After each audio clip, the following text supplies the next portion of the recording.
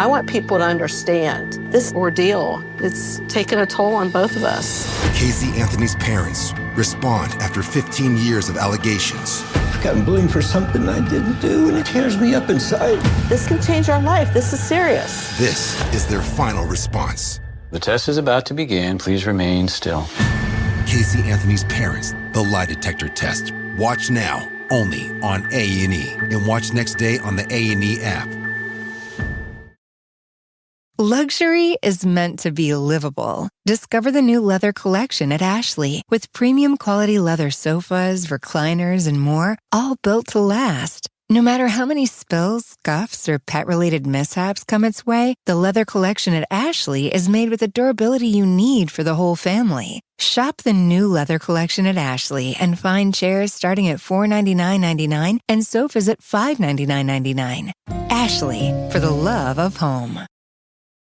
You can support this podcast at patreon.com/partnersincrimemedia. Evelyn and Bobby's women-led intimates company creates beautiful, purposeful products to make women's lives better. They've created the best underwear ever, combining unique softness with smooth, flat seams that offer a fit so comfortable you'll forget you're wearing them. Evelyn and Bobby comes in 3 silhouettes and 1 size that fits many, with 4-way stretch that moves with you. Visit evelynbobby.com and use code CRIME to get a free pair of knickers with any purchase. That's a $28 value only when you use the code CRIME at evelynbobby.com. They say knickers. I like that.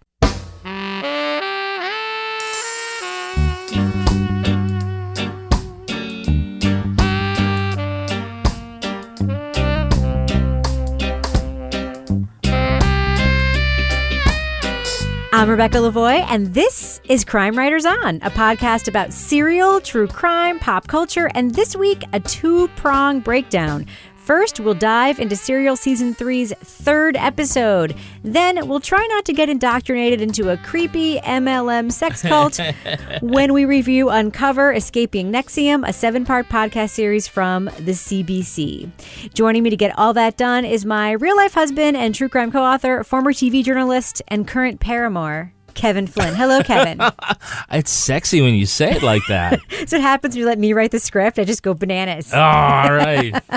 Also with us is journalist, true crime author, former defense investigator, licensed private investigator, and autumn cold survivor, Laura Bricker. Hello, Laura. Hello. Yeah, I'm back among the land of the living. I was like a man with a cold. It was really pathetic. But I did find a new show to binge watch while I was sick that I'll talk about later. I started watching that show as well. Why don't you just talk about it now? Just mention it real quick. So I binged, I'm on like the 2nd season now of Scott and Bailey, which is awesome. It is. 2 super awesome women detectives. They're pretty badass, and it is written by the same woman who has done some of our other favorite shows like Happy Valley and Last Tango in Halifax. Yeah, it's sort of like Rizzoli and Isles in Manchester, except also smarter and better with better mysteries and cooler people because it's British.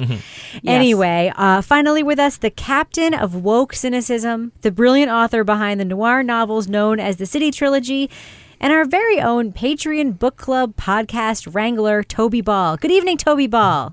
V Heisen Z, Rebecca. All right. Well, one thing I wanted to mention before we get started, 2 things actually. Yeah. One is that we got a very mysterious email from a pair of listeners named Jason and Samantha, inviting us to their wedding.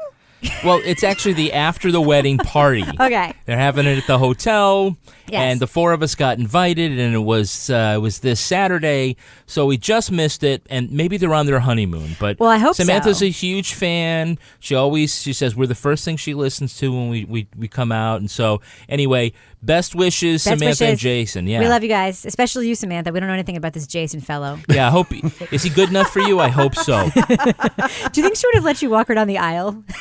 Gee, what Patreon level is that?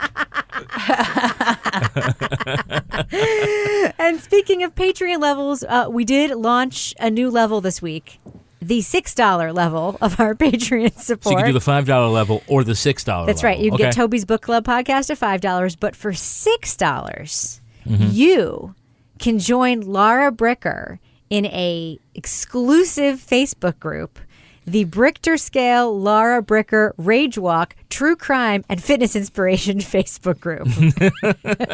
There's a lot going on in this Facebook group, There Rebecca. is. There's a lot. It's got a lot going on just like in the branding of it. But, we wanted to have a place for some of our listeners to gather and hang out with you, Laura. So sell it real quick. Well, it's great. So, you all know that I am rage walking all the time. Well, I'm also, apparently, I've learned since we started this group, raging about a lot in general.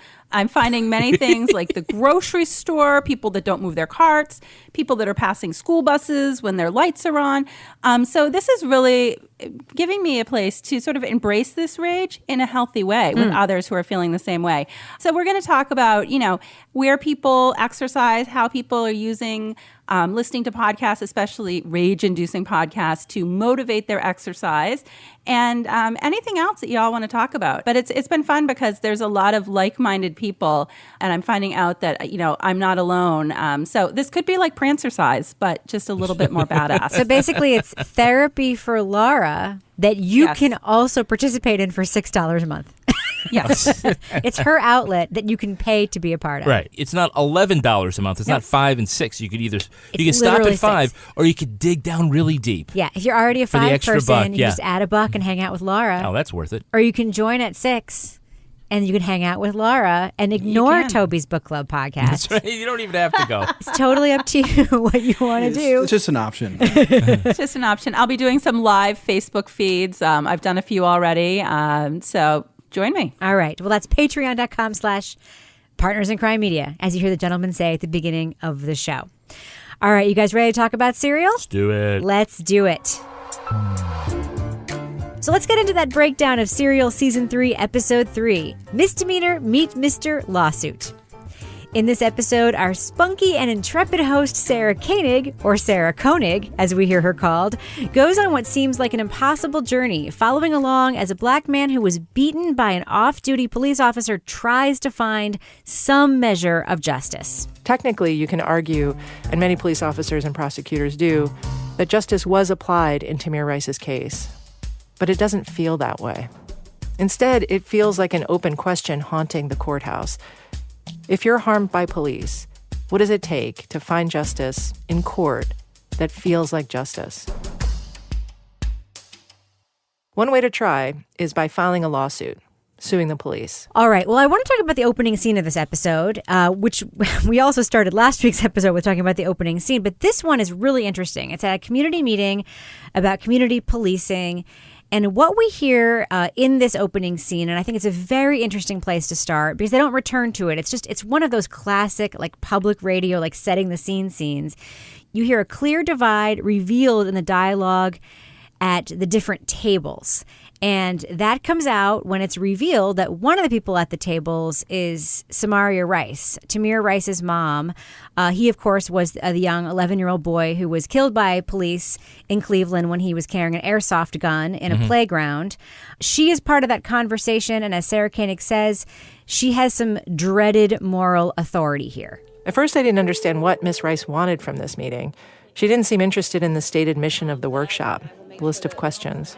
All these questions is like for the community. When is the questions going to be for the police? Because they really need to be answering these questions. The reason this is not for the community. This does. I know, but I'm just saying I'm aggravated because that's what this meeting should be about. But you have to understand. All right, Kevin, what do you think of this opening scene? And is it fair for Samaria Rice to push back on this idea that she needs to be a part of the solution here for cops to stop shooting unarmed black people, for cops to have better relationships with the community? Well, I have to say that I do like sort of Sarah's sort of sad sack beginning, like at her table.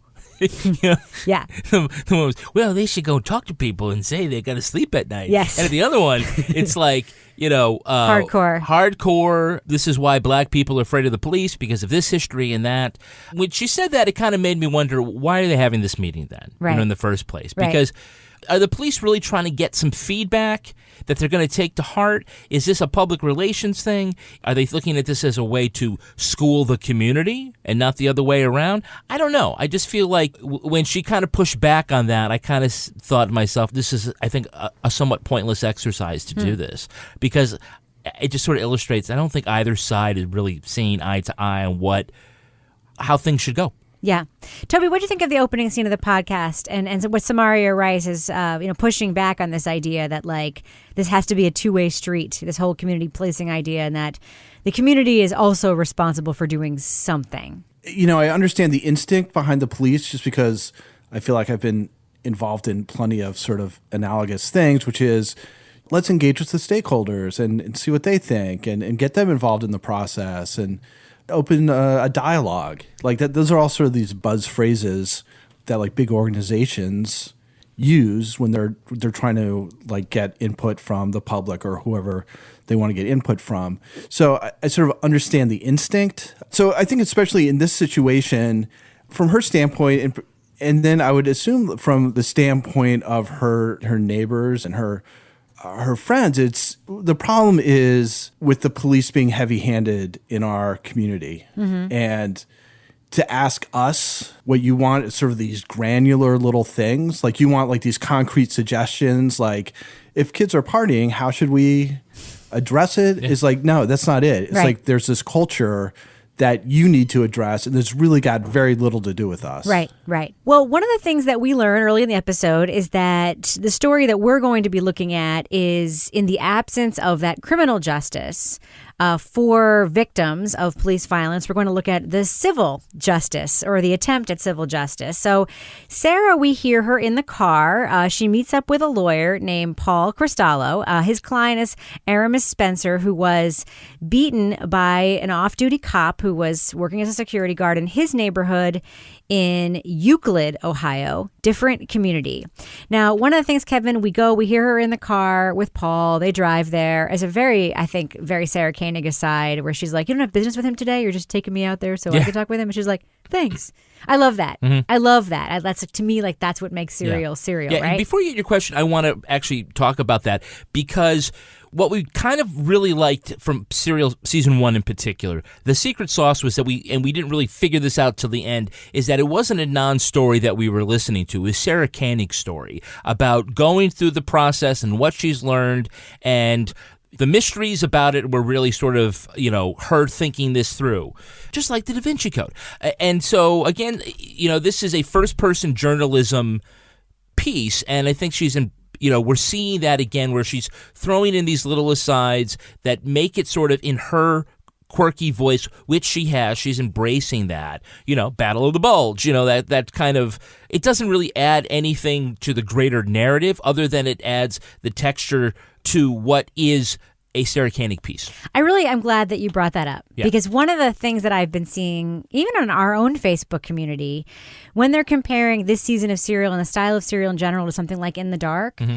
I've seen people say, and Facebook, or if you're listening, I know you know who you are, that this clearly isn't journalism. It's just a story that Sarah's telling. And I have a real problem with that. That is journalism. I feel like people don't understand what journalism is. Mm-hmm. This is a style of journalism. It doesn't make it less journalistic. She is going out, she's gathering facts, she's interviewing people, she's putting together a feature story that is of great import and in which we will learn a lot of things, or people who consume will learn a lot of things. And just because she says she does or doesn't like a person, just because she says thank you to one of the sources in the story, that doesn't make it less journalistic. It's just a style. If she took a bite of apple pie in the story and said, ooh, went to the crab crib, this is delicious, would we say she's less objective because she's saying the apple pie tastes good? Take that same thing and take out all of the Sarah, quirky asides, and instead put in a Canadian documentarian talking about like wind chimes? Wind chimes. Right, but that's journalism and Serial. No, it's the style of which it is. If you don't like the style, that's fine, but you can't say it's not journalism. But the narrative, this is narrative style journalism. Mm-hmm. That is a style of journalism that, by the way, was invented by men like in the 1940s and 20s and 30s and 50s. It's not new. It's being brought to audio form. It's a different delivery. It's a different style. I take umbrage, though, and I don't want to call us listeners. I'm not offended, like I'm not mad at the listener. But I really feel like we do a good job on this show talking about things like journalism and audio production. And I worry that sometimes we aren't talking enough about it because I think people are left with the idea that just because something is fun, it's not journalistic. And that's just not true. All right, Toby, what are you going to say? Well, I'm not really rebutting because I basically agree with you. But I think the issue really is Sarah's the main character, as we were just talking about, and that kind of changes. Like there's not a whole lot of, like, if you read the newspaper, like there's not a whole lot of just newspaper articles where the journalist is the main character in the article that you're reading. I think that's where it comes in. And it's not to say that that's the only kind of journalism there is, because certainly there isn't. I mean, this seems more like a magazine piece if you're comparing it to print, where there's more of a, like, Hunter S. Thompson or David Foster Wallace or whoever, like this. Gay Talese, yeah. Here I go, and here I'm about to do something, and this is what I found out, rather than sort of a more sort of straight removing the reporter from the story, right? As anything more than just a writer. Your point is obviously right, but I think that's where, I think sometimes the conversation is about, this idea of journalism as being completely, just the facts, which it isn't and never has been. Right. But that means that In the Dark shouldn't have included, like, music in their podcast, because the music adds an emotional element, and isn't that taking away from just the facts? I mean, every narrative audio story, every audio piece of reporting is going to have a point of view, because no one wants to listen to someone read a newspaper article. Like, nobody would subscribe to that stupid podcast. It would be terrible. Right. But even, like, newspapers, like, they have pictures, and people are always pissed off at what the pictures. And the reporters tweet. Exactly. People think the pictures are showing bias. When I was at Congressional Quarterly, we'd get this sometimes. It was like you'd have, like, a head and shoulder shot of, like, Al D'Amato. They'd be like, oh, that's real, way to tip your hand, Congressional Quarterly. It's like, what? I got it's one like of a picture those. of him walking on the street. I got one of those in the recent gubernatorial primary here in New Hampshire. I got an email that one of the candidates we were showing, and in the picture, he was always smiling. And in the other candidate we were showing in pictures, she's always serious, and that's sexist. And I was like, no, literally, that's what those two people look like at the event they were at together. Like, there's nothing I can do about that. I'm not, like, choosing the photo where, that's what they looked like. Anyway, let's move on back to the content. But I did want to address that, and thank you guys for indulging me. Laura, do you have any thoughts before we move on? No, I agree. I was going to make the same point about narrative journalism. Okay. We hear Sarah and Paul Cristallo go visit Aramis, and, he tells a story about what happened to him, and he sort of walks Sarah through it and shows her the scene. And this isn't what the episode is about, but it's here. She throws it out there without saying it explicitly. But basically, she makes it clear that Aramis has to, quote, negotiate his interactions with the police.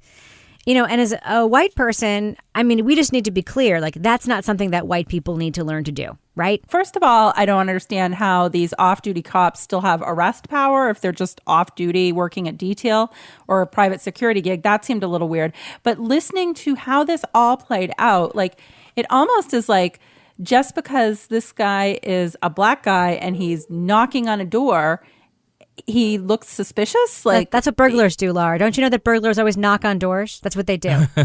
I'm just like, what? And this whole thing with him getting tasered 7 times, and you're like, how did him just, like, knocking on a door in a building that he lives in end up in this whole shit show that unfolded? Like, it just doesn't even make sense.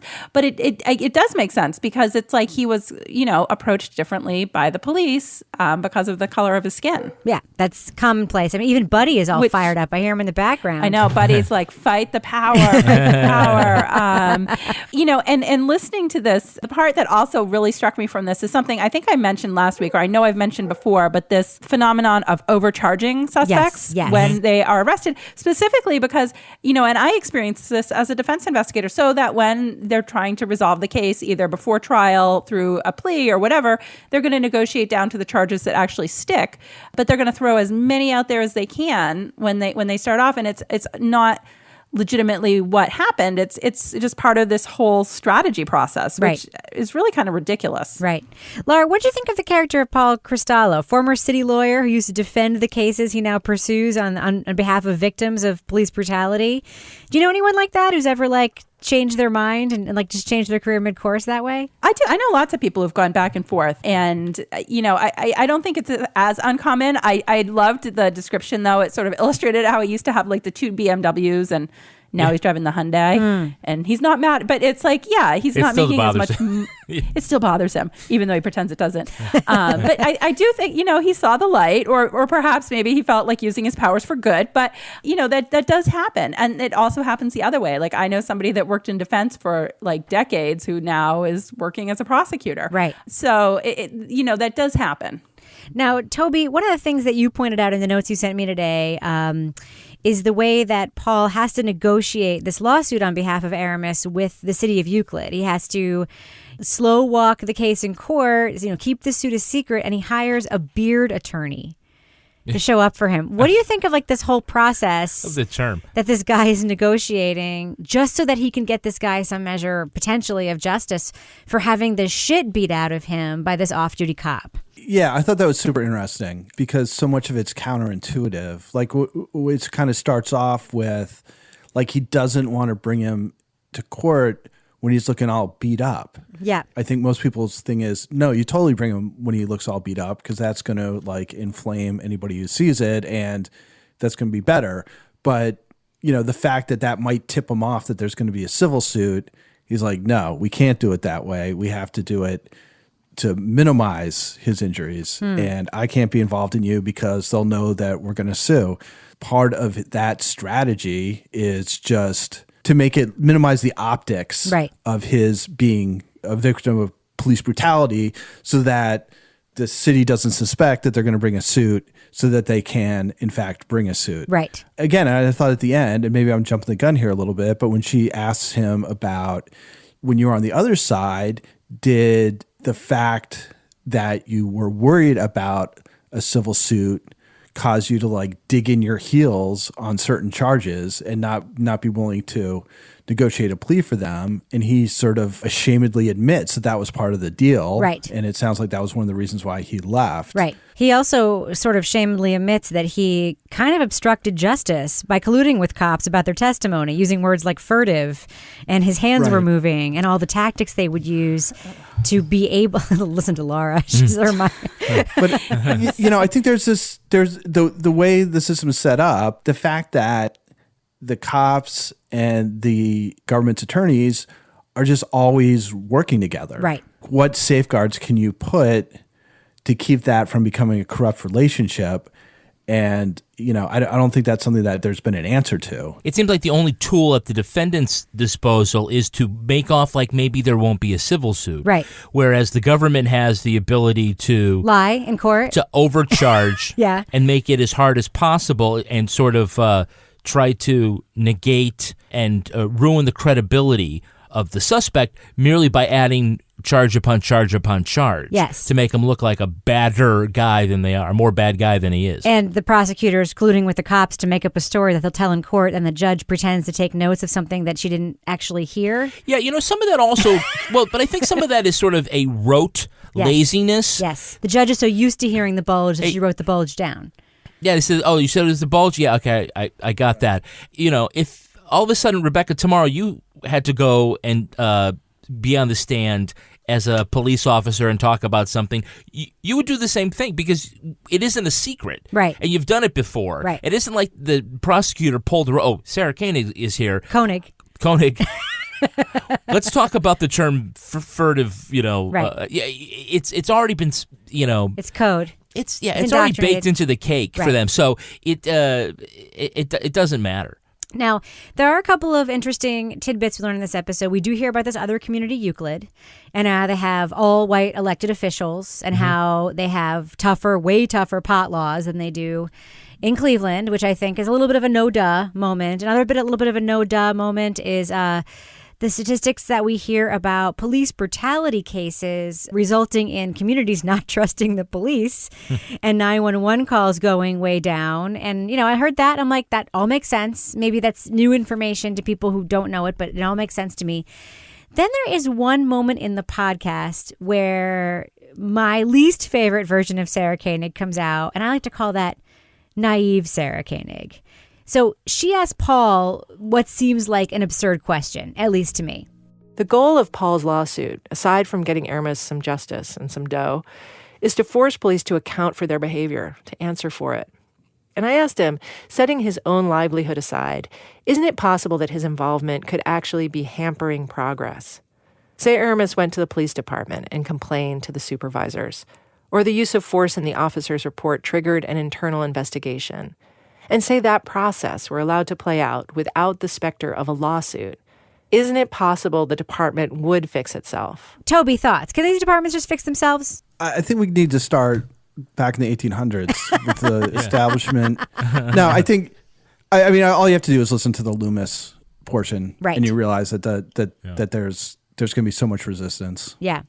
Well, let's talk about our friend Steve Loomis, shall we? Oh, Jesus. I'm going to drop a piece of tape here because there's a complaint I made last week, and I think she rectifies it this week. Bald-headed, meaty-fisted Steve Loomis, the guy who dressed convincingly in a Santa hat at the department's Christmas party and as the dirty biker hillbilly dude when he worked undercover, will say whatever the hell he wants. Steve Dettelbach can kiss my ass. Thank you, Sarah Koenig, for a description of a man. I know I gave you some shit last week for only providing physical descriptions of women, and that was a pretty good one. This is a former union president, cop, openly racist, but talks to Sarah on the record for hours and hours. Just if you say his First Amendment rights. To be racist. To be right. That's right. There you go. Laura Bricker, I'd love to hear what you think about our friend Steve Loomis. Oh, my God. I'm amazed he was voted out. I mean, come on. No, I was listening to this and I was just like, oh, my God. I mean, but I also, back to the description, I loved that he was both Santa and a dirty biker hillbilly dude when he went undercover. I thought that was also, yeah, that gave me a good visual as I was listening to him and just being like, oh my God. And what was good about this part was, this guy is like clearly off the rails in terms of, he's got very strong opinions that don't seem like they're going to budge, that don't really seem conducive to making any sort of forward progress with that relationship between the police and the citizens. That's a nice diplomatic way to say that he was awful.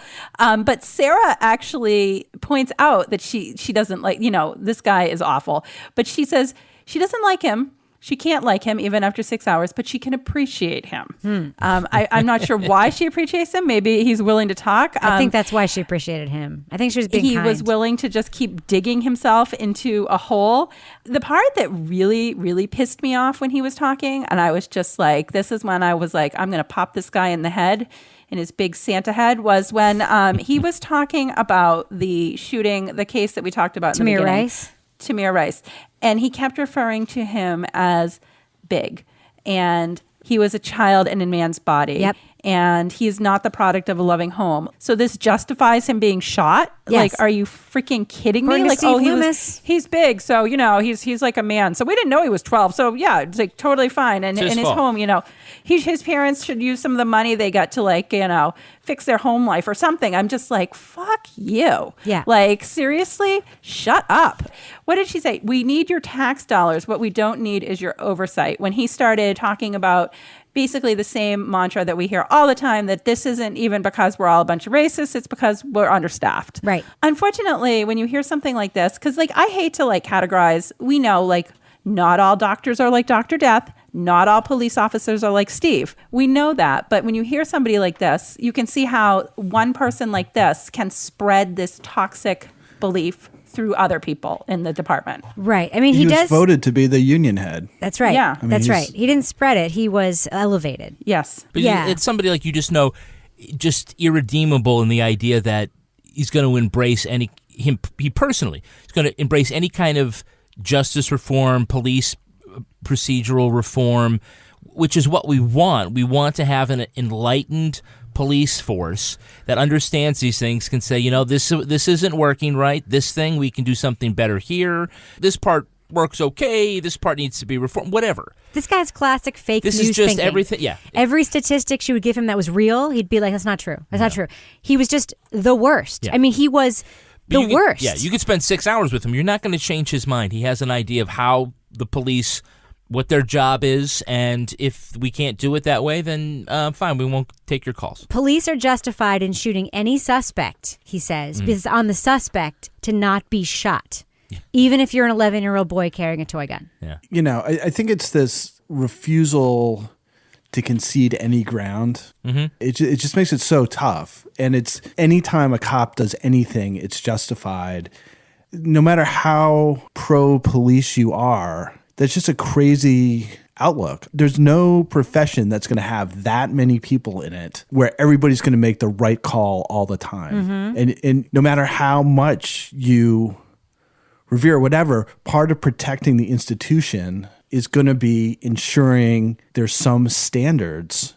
It makes it hard to be optimistic that you can have even like small bits of reform because, you know, even the best organizations are not perfect. Right. And you have to be willing to self-examine. I just want to go on a bit of a limb here because I know that sometimes when we talk about these issues, there is like an immediate sort of reflexive reaction people have to be like, you're cop bashing. How can you not be pro law enforcement? If you can listen to this guy, just say what he says on this podcast. He's being open. She didn't trick him. You hear their back and forth dialogue, and that's why I think it's one of the stronger moments I've heard, I think, in any episode of Serial, because you hear her, and she concedes that sometimes she laughs because she doesn't know what to do, and she's transparent about it, which I think is fair to say many of us would be, like, if we were in a conversation with someone like this. If you can hear this guy say what he says and think that he's fine with what he's saying, you probably shouldn't actually be in our Facebook group. Like, because it's not cop bashing to say that this guy is a lunatic. He's completely out of his goddamn mind. It's not cop bashing. It's Steve Loomis because bashing. Good cops want him to do his job the right way. They want him out. It isn't a blanket thing against all cops. A good cop wants him out. A good cop knows what his job is or her job is, and they do it the right way.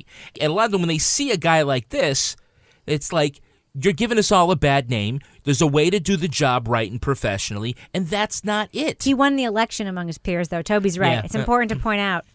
All right, well, we have to move on because we're only like halfway through this episode at this point, and this podcast is only so long. We talk about the case. Yeah. I know. We have to go back to Aramis's case.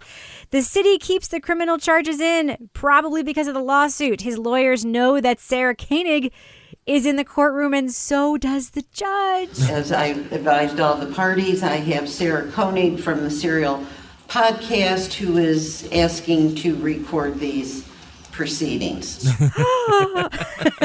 So much drama. Sarah asks, does the city not want to go on with the hearing because they know she's there? Are they actually that shady? Fuck yeah. They probably are. So here we are. We're in the case. We hear the other lawyer, Spiro Skanakis, a very spirited attorney, by the way, who has some pretty good jokes. I tend to put my hands in my pockets while I ask questions. I don't want to make you nervous, right? I don't have any contraband on me. Objection. Right? He's kind of a dick. That's an asshole. But you want him on your side, yeah. But does anybody on this panel believe quick on the horn? I think the judge sustained. She sustained. No, she overruled that objection. Yeah, she sustained a later one. Well, I do want to get to sort of the meaty moment of this trial because this is about, that cop on the stand, Michael Amiot, and he is going through the story of what happened with Aramis and how he ended up getting beaten up and arrested. He talks about searching him. He talks about moving the hand. He talks about this and that. And then he says out of nowhere, I believe it's the prosecutor who makes the statement that there was a bulge in his pocket. And everybody freaks out. Spiro Skanakis freaks out. Sarah Koenig is like, what? I didn't hear that. And we hear the judge saying, it's right here in my notes. And am I the only one who thought this whole time, like, Sarah Koenig sitting in the courtroom recording this? Do we have recording of whether or not somebody said that? Yeah, I think they also have a court reporter there that's taking notes on this, right? Someplace? Laura, what did you think of this moment in the hearing? I'm sure you've been in tons of hearings like this. Yeah, it was kind of bullshit. This was during the whole thing where we were talking again about like the different buzzwords and the different things. It's like when you see a police report, anytime you see a police report that's like a drunk driving arrest, it always includes I noted glossy eyes and the odor of alcohol as soon as I asked for their license. Like, there's certain things that they always sort of throw in there. I mean, yeah, I noticed the bulge in the pants or, whatever, the battle of the bulge, whatever she said. But, I mean, it doesn't surprise me. I guess that's the thing, is it doesn't surprise me because I've seen things like this happen. Does anybody besides me want to know what that argument in the judge's chambers was about Sarah Koenig being in the courtroom? Because I really do. Yeah. I think something is going on, obviously. But it was interesting to me that she got this unprecedented access to record everything. And then there's this instance, were there more instances where people She's in a different courtroom, though, right? Yeah. Courthouse, I mean. One of the most interesting things about that for me was it's the first time in the history of this series that we hear the Serial brand podcast being mentioned as the thing that's being made. It was a very meta moment because the style of This American Life reporting and Serial reporting is like, we're just here, we're observing it, we're recording it all, nobody knows who we are, and we're just, being these little sly bugs in the wall. It's the first time that the success of Serial and Serial itself is invoked by a third person. I thought it was a very interesting, fourth wall moment in the podcast, and one that I'll probably remember because I'm wondering if it's going to happen again in this series or if that was a standalone. I don't know. I thought it was interesting and weird. Took me out of the texture, but I liked it. So at the end of the episode, we hear this lawyer, Paul, calling Sarah because I want to do the heaven sounds here with the harps and the sound. There's been a miracle. And I thought, wow, something really great must have happened. Aramis must have been cleared of all the charges. No, that's not what happened.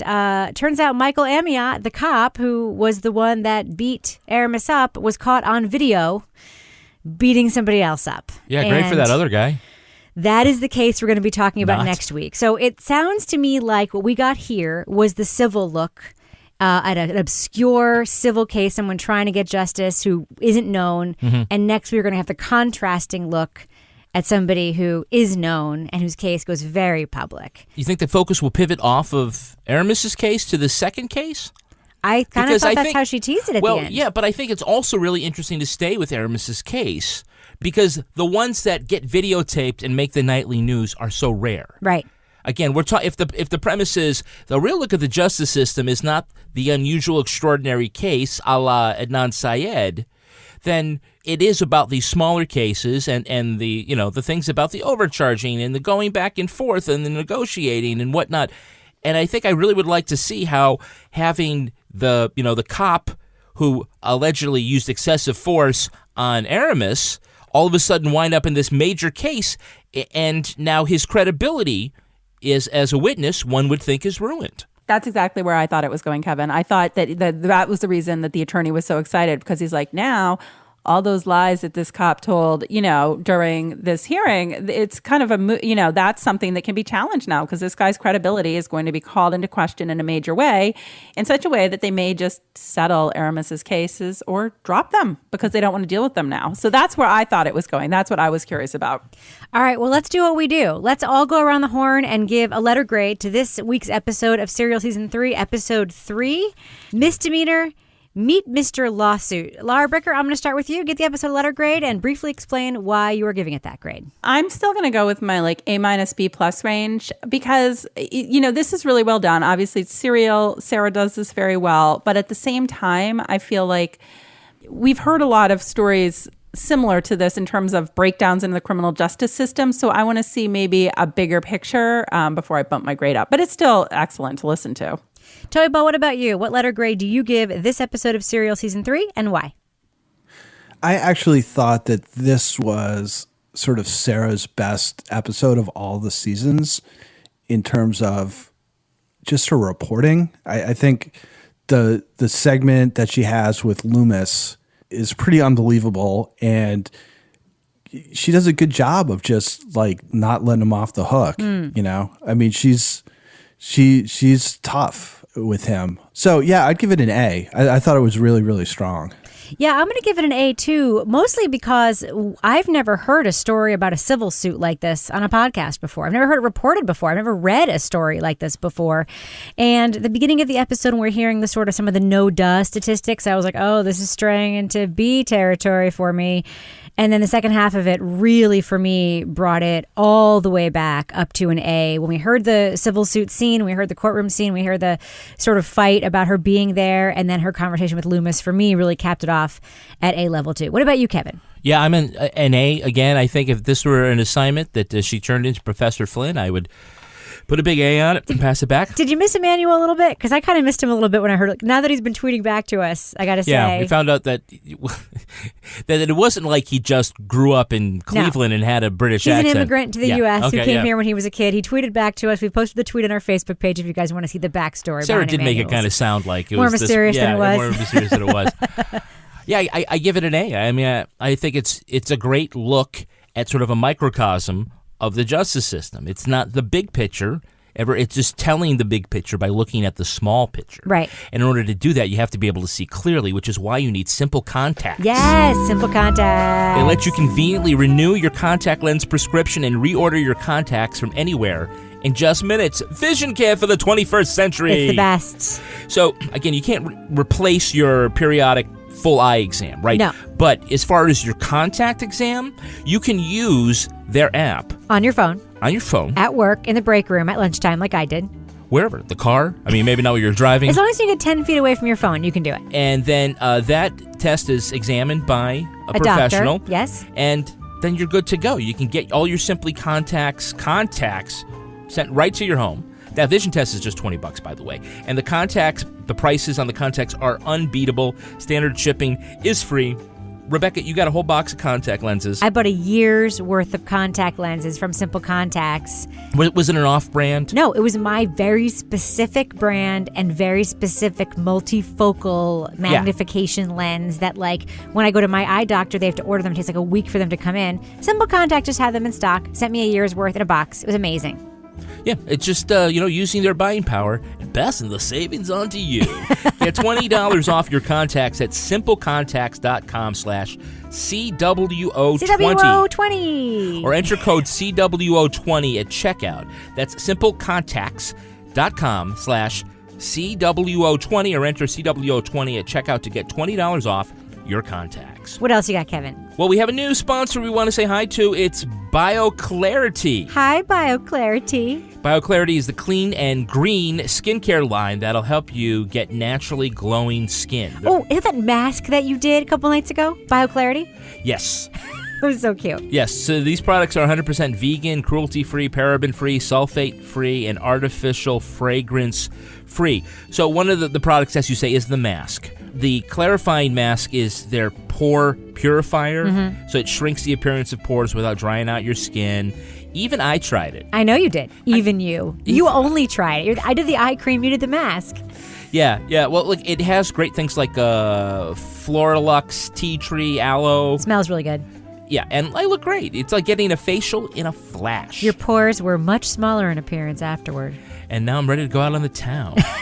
You can get started on healthier habits with your skincare. Just go to bioclarity.com. Our listeners will get 15% off their entire first purchase, plus shipping is free when you buy a routine. It comes with a 100% risk-free money-back guarantee.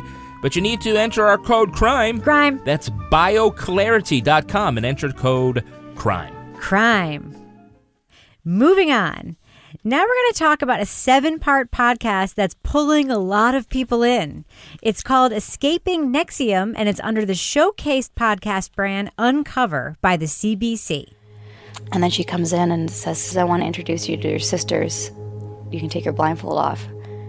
Over the past few months, I've been investigating NXIVM, a bizarre self-help group led by someone who calls himself the smartest man in the world.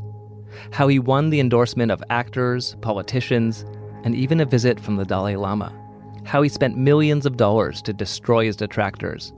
And how he created a harem of devoted women. The podcast follows host Josh Block as he unpeels the layers of a story told to him primarily by his childhood friend Sarah Edmondson, a Canadian actress and high-profile escapee of an organization called NXIVM, that is spelled, by the way, NXIVM, all capital letters. Prosecutors are making the case that NXIVM is a creepy, financially fraudulent sex cult, but those under the spell of leader Keith Raniere call it a successful business built around transformative self-help principles and apparently branding. Not the good kind, the scary, hot, pokery brand kind. Now, spoiler alert, we will be talking significantly about plot points in Escaping NXIVM, so check the show notes if you haven't listened yet and just want to hear our thumbs up, thumbs down review. We will put a time code there. First off, I love talking about the style of production of these podcasts. I'll just throw it out there. I love the likability of Josh Block. I think he's an incredibly appealing host, writes well for himself, delivers it well. I love the amazing Battlestar Galactica-esque theme song of this podcast.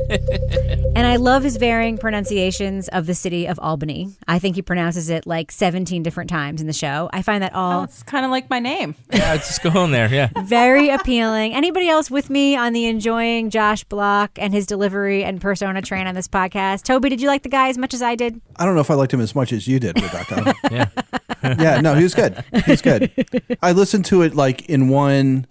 like on a long car ride. I just like went one after the other. So Yeah. it was like having him in the passenger seat. Laura, you like Josh Block as much as I do? I do. All right, good. Now, Kevin, I want to ask you a question because we talk a lot about journalism and sourcing on the show. And while this podcast does tell a larger story in 7 episodes, there's a primary source here, and it's Josh's personal friend, Sarah Edmondson. And much of the podcast, I don't want to give it like a percentage. Well, okay, I'm going to. I want to say like maybe 60 to 70% of what we hear on the show is literally just her telling him stuff. As a journalist, I kind of think like that's not the way you would typically do it. But it also feels kind of dishy and good. What did you think of the style of the way that he got the story and it was the way it was sort of put together? For some reason, it works in the first couple of episodes. When we hear Sarah, one of the things that we don't like to hear in podcasts are these too long of a soundbite answer, kind of thing without any context, kind of running on too long. But Sarah's story was just so compelling, so interesting that you could just let her go and talk for 4 or 5 straight minutes. And cry. And cry. I have to tell people because it has to be stopped. And cry. It isn't until, I don't know, was it like maybe the 3rd episode where they really start bringing in other people? There were you heard a couple other voices previously, but it really wasn't more of a balanced storytelling technique till a little later on. Yeah.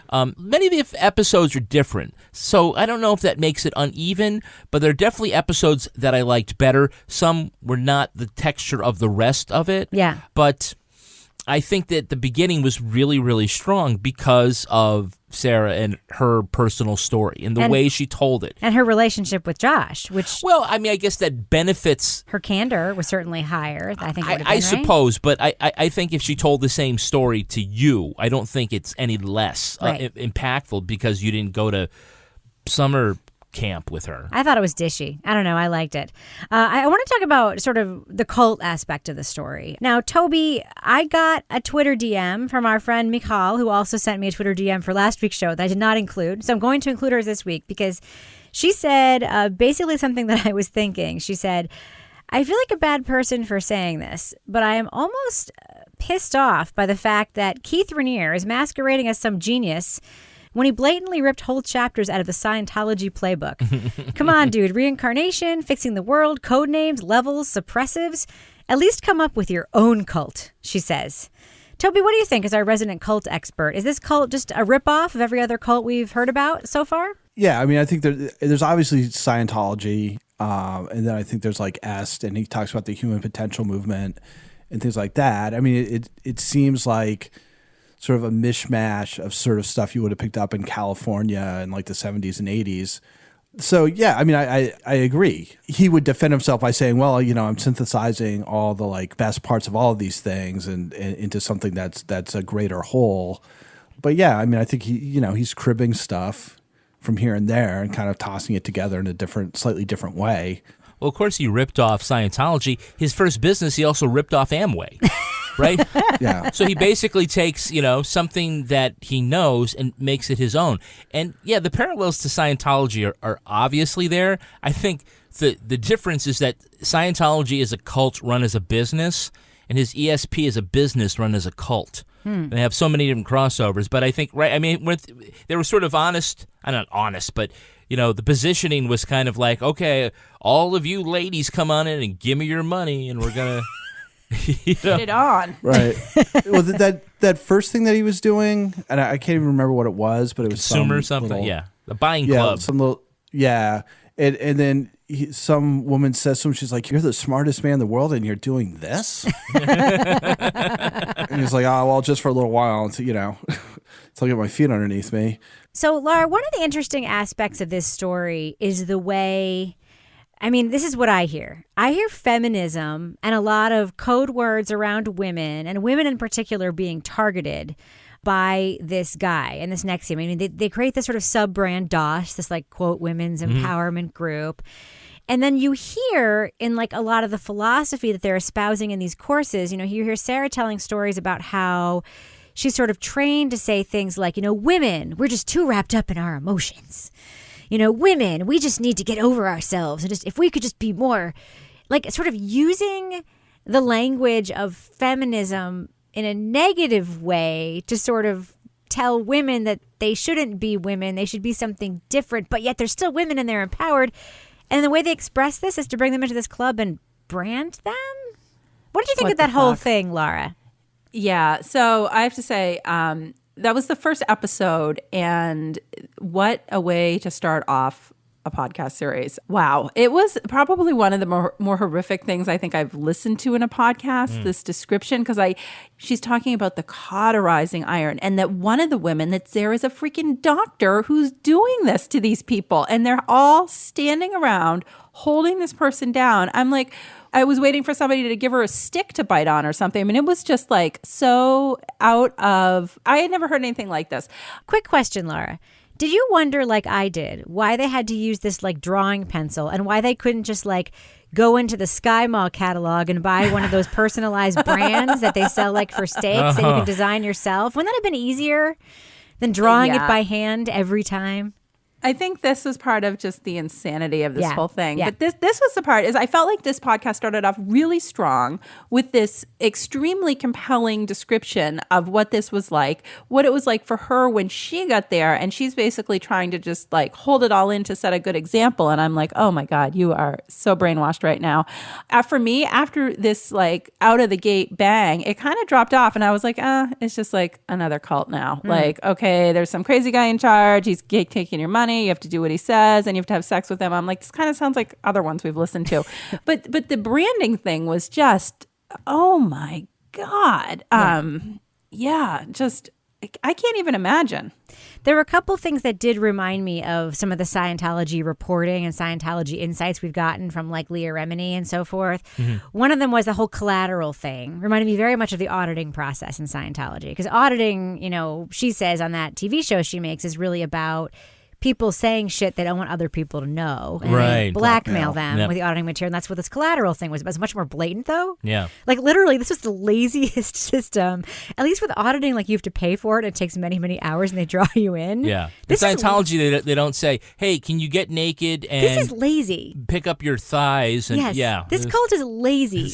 They're like, you have to give us collateral so that you'll never tell anybody what we're doing. That's fucking lazy. But that's not for everybody, right? That's just for like getting into this like super secret inner circle. DOS, yes. Empowered women and stuff. Yes. I think that should be the warning sign. You think? Is if you're in a cult and they're like, well, do you want to join the like inner circle and learn all the secrets? It's secret. And that's the point at which you say no. It's all good right here. On Leah Remini's TV show, when she talks about reaching that level where they actually learn like the origin story of Scientology, and she was a true believer up until that point, and she actually hears the story and she's like, this is batshit crazy. She's like, that was the moment.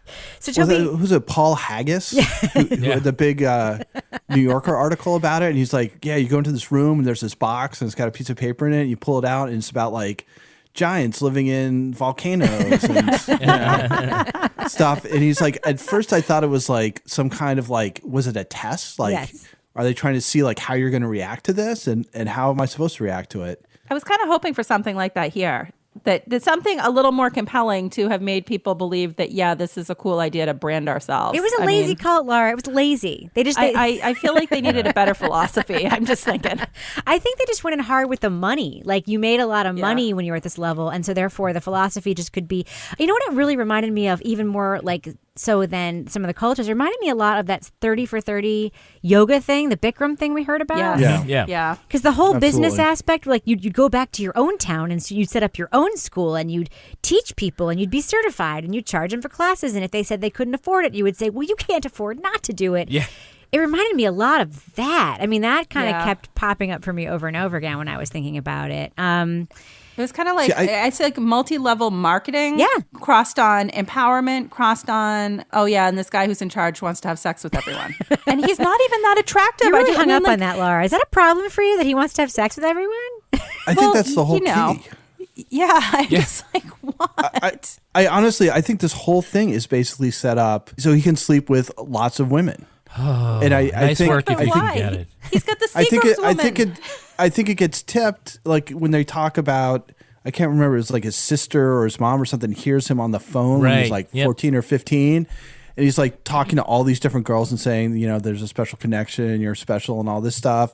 And she's like, he's literally saying this to like 10 different girls. Yeah. I don't know if I brought this up in a different context, but I was reading this article about Harvey Weinstein, and this guy was saying there's this impression that like Weinstein like wanted to make movies, and once he started doing that, he got access to these beautiful women, and that was when he started abusing them. And he's like, Harvey Weinstein made movies because he wanted access to women. Right. Like that was the goal all along. Maybe that wasn't everybody else's impression, but that was my sense of what his prime motivation was, and that was what kind of made him so kind of lazy and just like grabbing stuff. He's like, I don't want to spend a whole lot of time on this other shit, so I'll grab it from these different places, find the stuff that seems to pull people in, and kind of hold on to them, and we'll go from there. Yeah, it was definitely like a processed food of cults.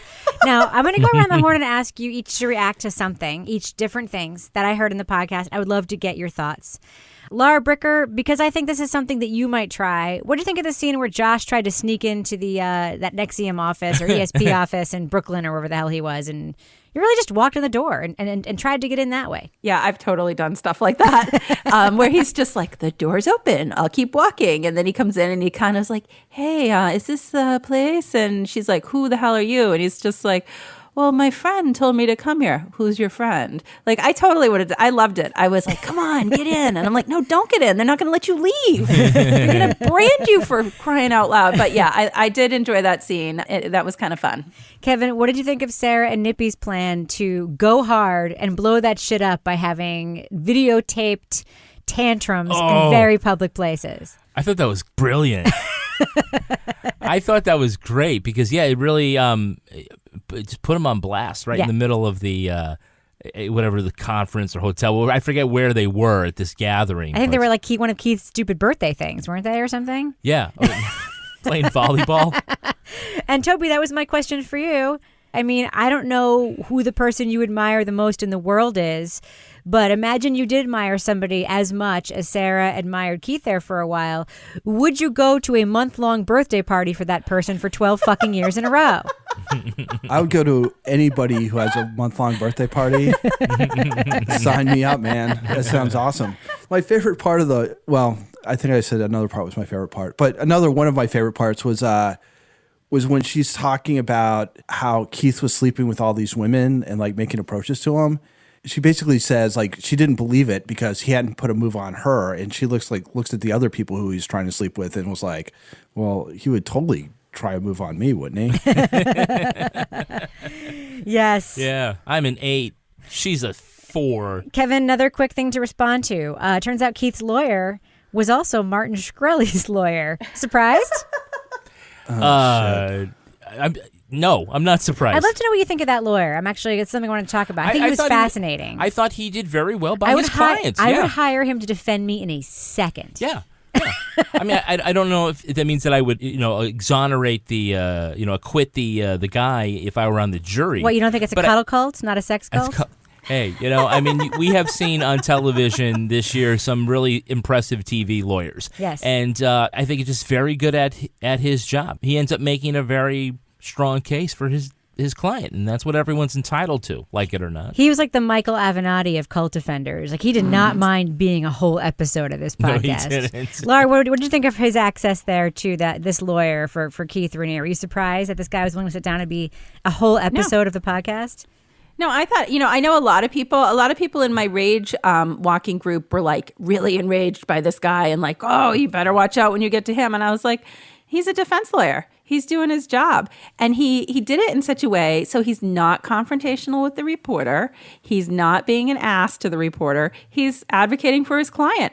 And yeah, okay, the cuddle cult, that's totally ridiculous. He said some shitty things while advocating for his client, but that's what you want when you have a defense lawyer. He did, but he was doing his job. But then I really loved how he's like trying to like frame Keith and his like visits with him in jail, where he's just like, he's just on a different plane and like he's so smart. And when I talk to him, and he's not interested in the case because he's talking about all this other, he's just in a different place. Like, he's trying to like create this persona, perpetuate this persona that Keith himself has started.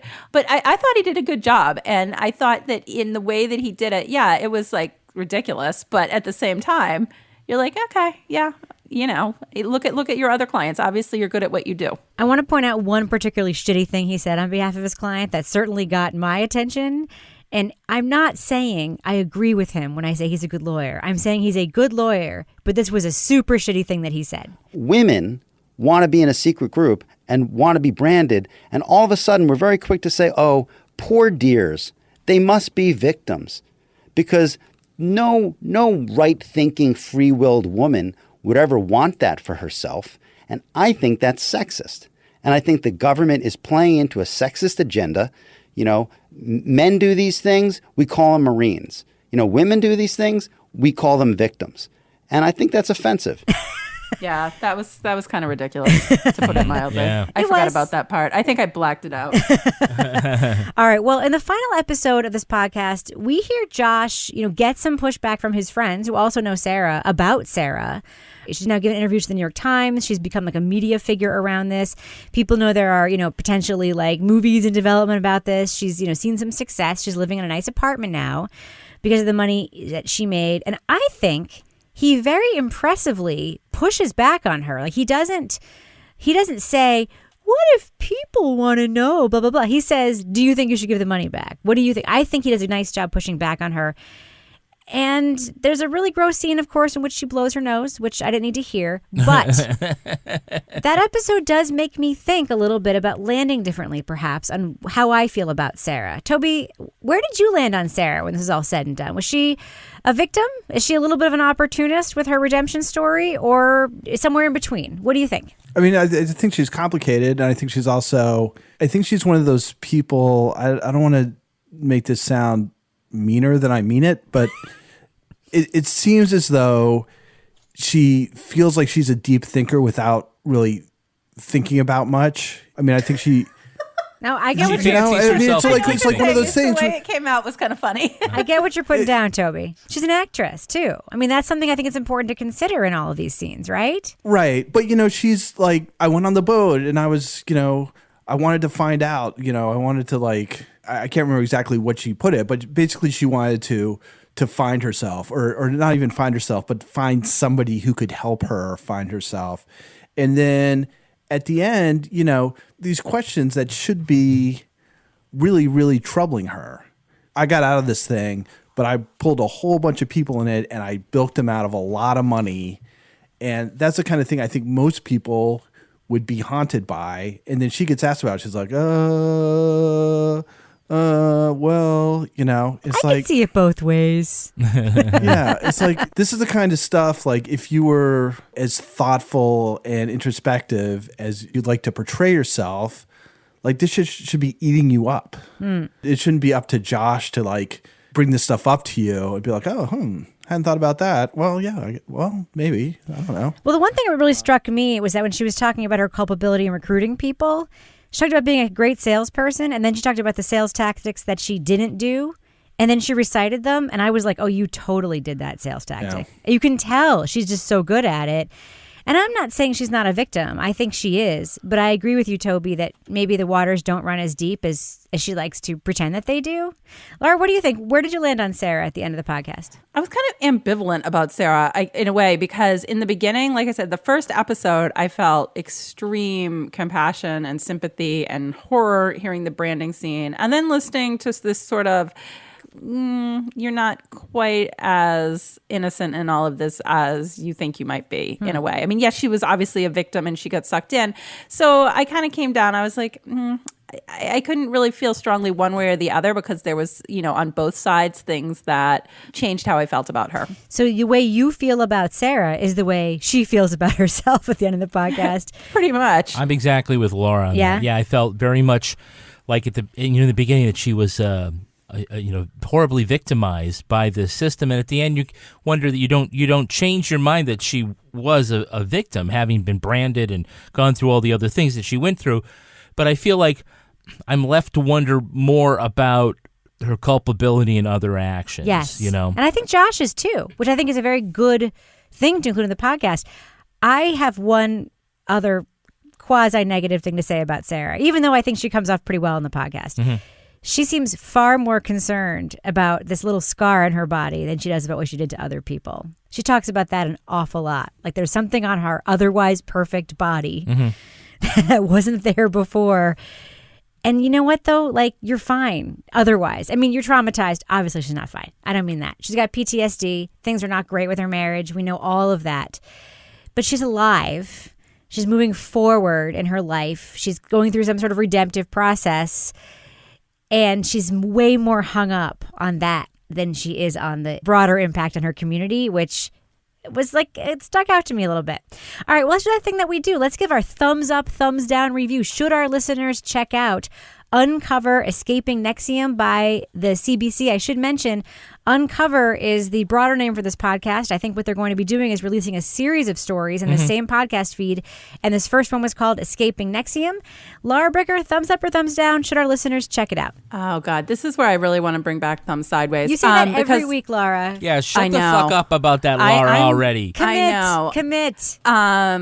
Did you tell Laura to shut the fuck up? I did tell her to shut the fuck up. I know. Well, was that a little rough? I don't want to give it a thumbs down because it was a good podcast, but I think I'm kind of jaded. You can do what Roger Ebert used to do and say thumbs slightly up. You can couch it. Okay, I'm thumbs slightly up because I didn't love it. I didn't it was well done, but I just feel like we've listened to a lot of other cult podcasts, and I feel like after the Rajneeshis and the Scientologists and the people with the purple sneakers getting sucked up by the comet, like I feel like this one was interesting, but it just maybe I'm just burned out on cults. I don't know. Toby, what about you? Thumbs up or thumbs down for Uncover Escaping NXIVM? I like the cult stuff. I thought this was good, so I give it a thumbs up. Yeah, I liked it too. I thought it was dishy. I thought it was juicy. It was very Canadian, which I really appreciated. I love hearing Canadians telling stories. And so different for the CBC than other true crime-oriented podcasts that we've listened to them do. I mean, it's so different texturally than Connie Walker's podcast and then Someone Knows Something. I love the music. I love the mixing.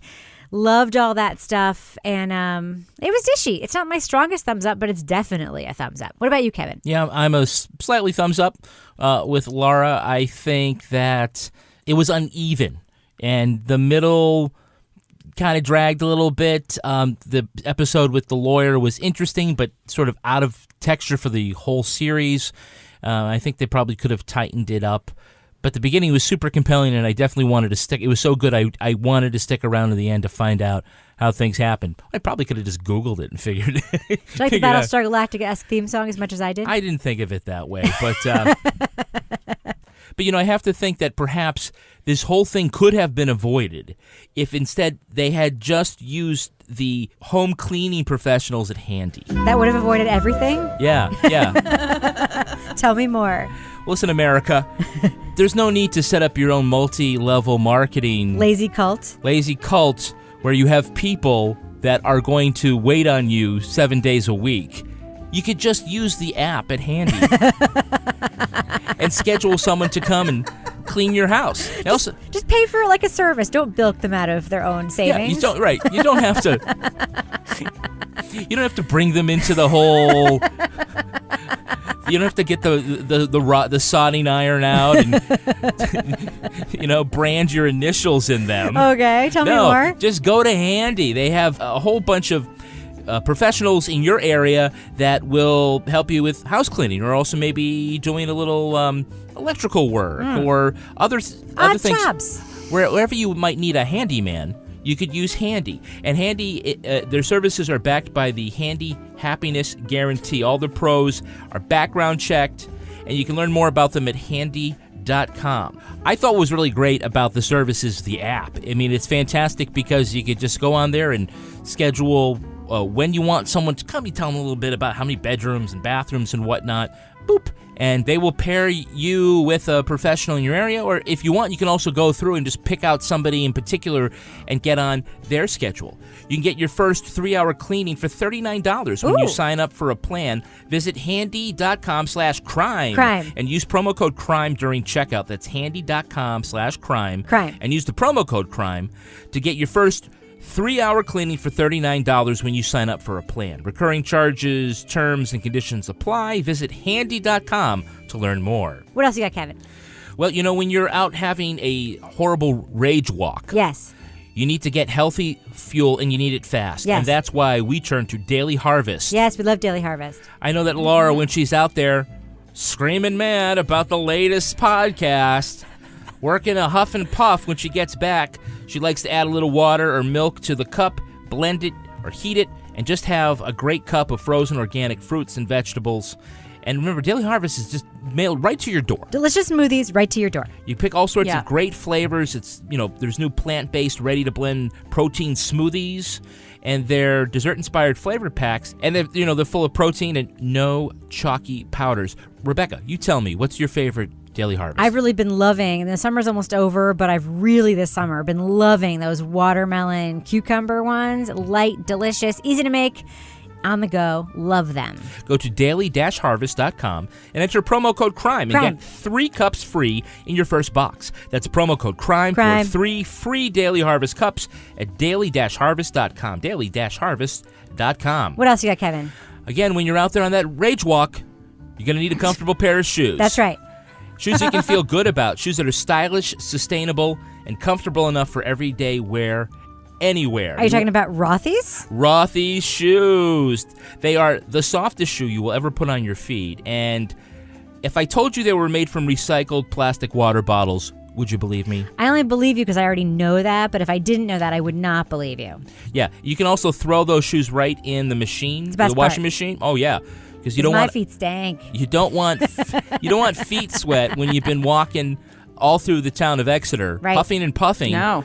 Tell me about your shoes, Laura. Do you have the flats? I do have the flats with the regular little rounded toes, and I got some beautiful, they're like kind of purple pink ones. They're kind of, fun and festive, and I get so many compliments when I wear them. And I love the fact that you can wash them because, my feet do stink. And they always say, Laura, what are you listening to? Because your face is as purple as your shoes. They do, yes. Right now, Rothy's has an amazing deal. Use code CRIME to get free shipping. No minimum. That's free shipping and free returns and exchanges on your Rothy's shoes.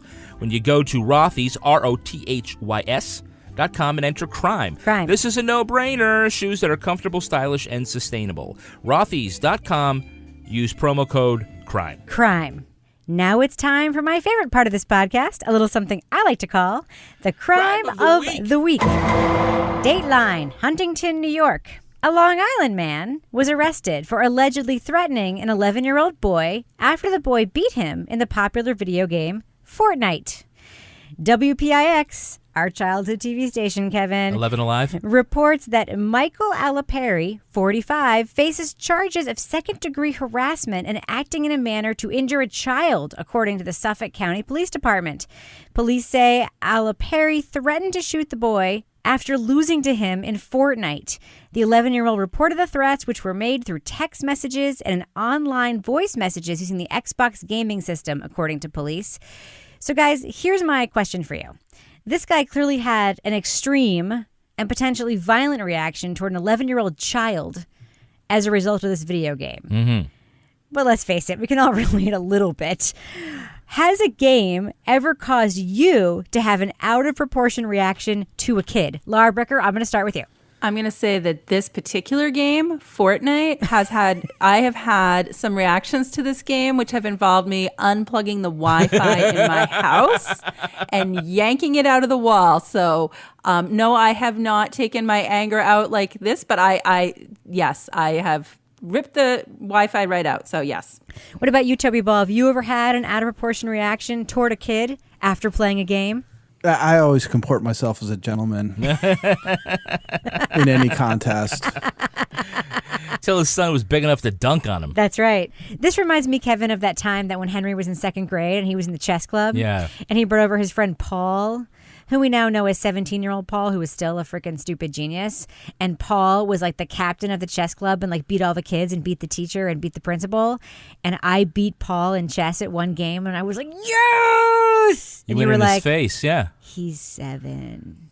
I was very excited, though. What about you, Kevin? Have you ever played a game with a kid and had an out-of-proportion reaction? Oh, maybe.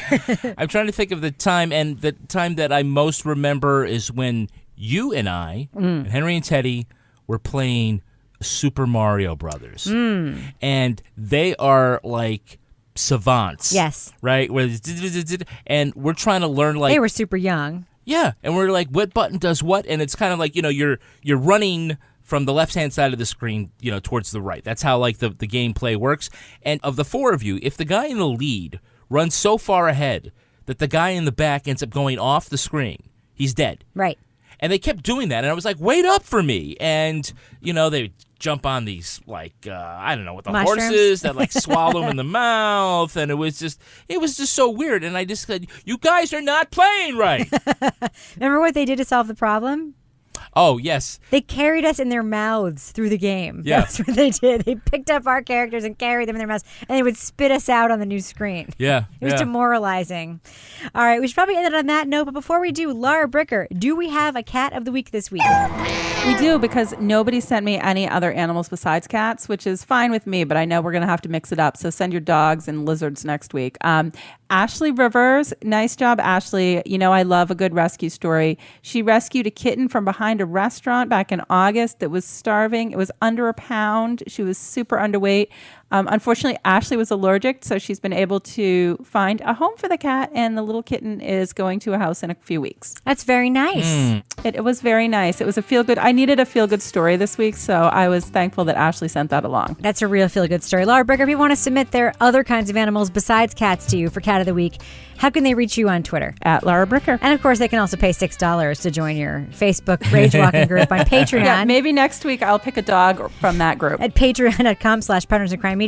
Toby Ball, if people want to reach out to you to say hello, how can they find you on Twitter? At TobyBallNH. And also, can I do a quick plug? On October 4th, I am going to be doing a program at the Charlotte, Vermont Public Library. Nice. At 7 o'clock.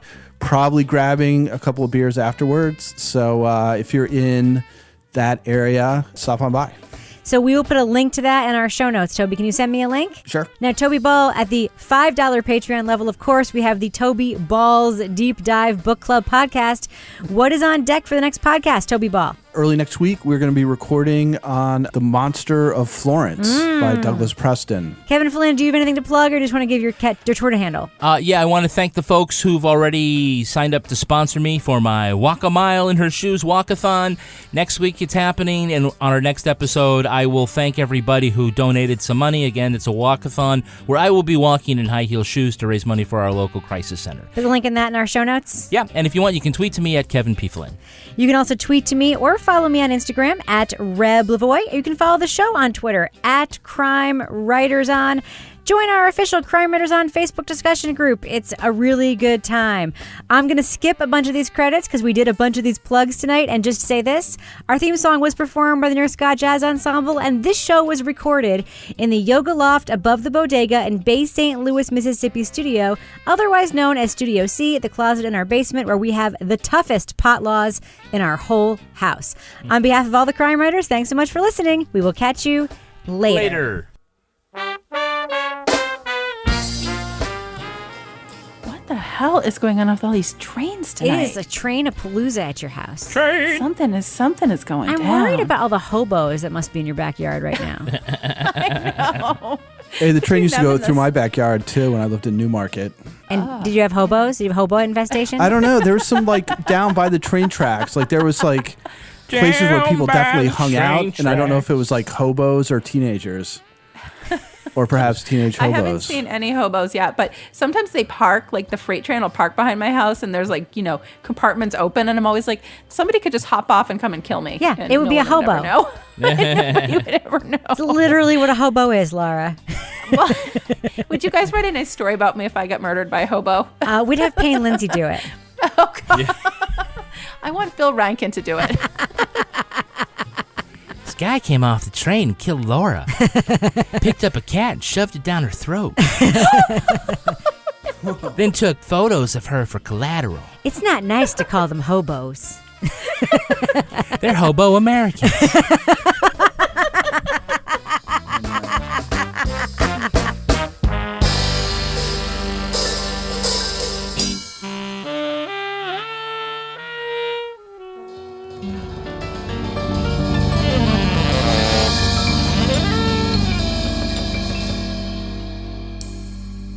Partners in Crime Media.